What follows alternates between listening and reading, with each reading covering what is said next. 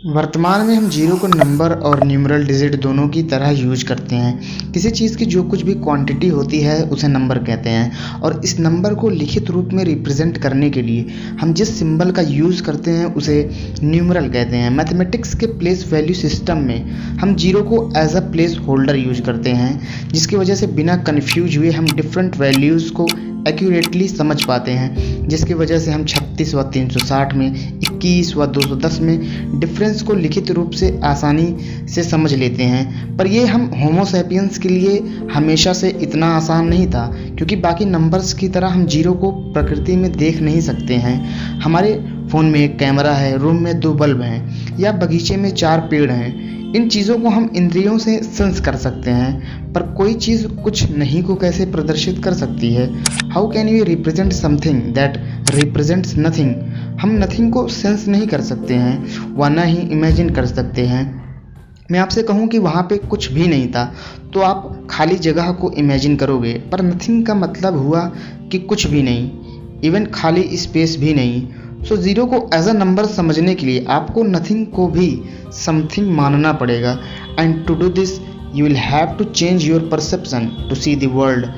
तो हम जीरो को एज अ नंबर समझने के बजाय एज एन आइडिया समझने की कोशिश करते हैं कि कैसे कोई चीज़ नथिंग होने के बावजूद भी लॉट्स ऑफ थिंग्स को रिप्रेजेंट कर सकती है।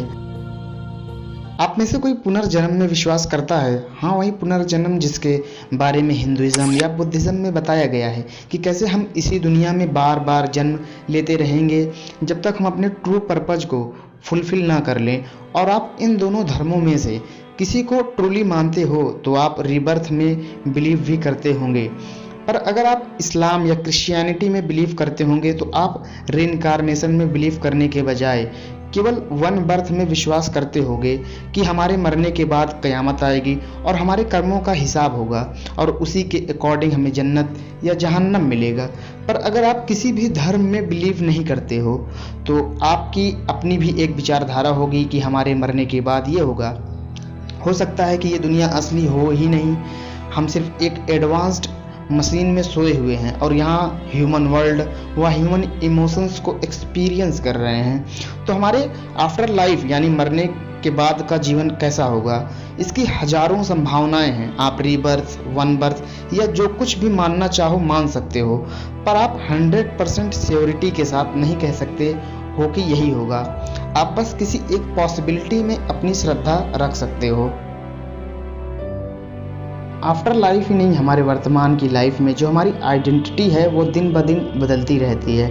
हम आज जो हैं वो कल नहीं रहेंगे।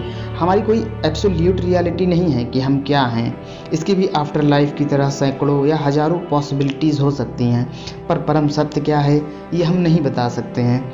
हमारे लिए सत्य क्या है ये डिपेंड करता है कि हम किस पर्सपेक्टिव से किसी चीज़ को देख रहे हैं। सो दुनिया में इतनी सारी पर्सपेक्टिव्स होने की वजह से हमें एक ही इवेंट, सिचुएशन या वर्क के सैकड़ों रियलिटीज़ देखने को मिलते हैं। और नथिंगनेस को समझने के लिए हमारा इन डिफरेंट रियलिटीज़ को समझना बहुत ज़रूरी है, क्योंकि किसी चीज़ की लॉट्स ऑफ रियलिटीज़ होने की वजह से ही हम उसे नथिंग मानते हैं।